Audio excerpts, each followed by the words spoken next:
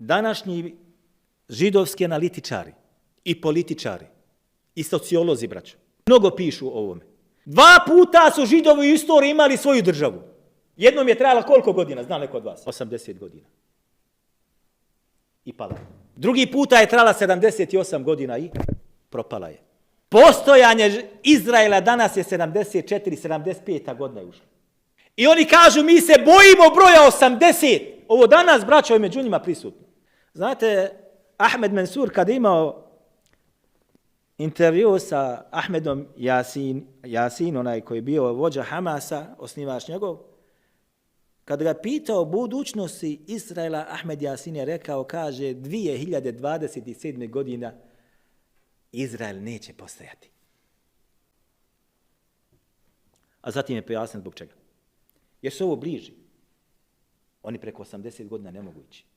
Zatim kaže uzvišeni, in ahsentum li anfusikum. A ako kaže budete lijepo postupali, postupate u svoju ličnu korist. Wa in asatum falaha. A ako budete loše postupili, na belaj ćete.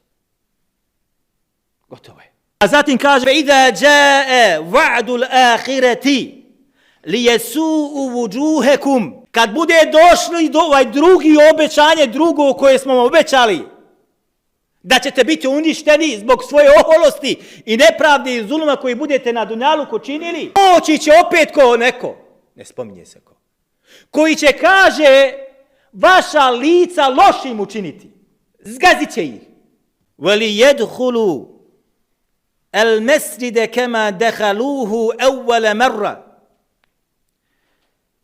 I ući će, kaže, u mesrid kao što su i prvi puta ušli. Koji mesrid? Mesridul Aqsa.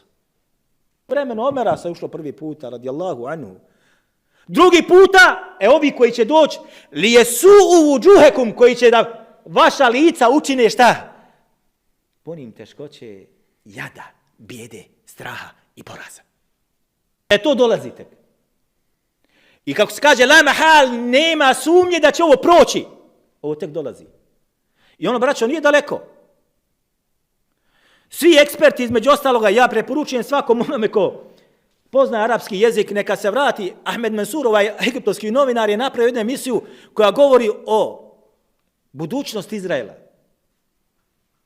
Budućnost, odnosno njegov kraj.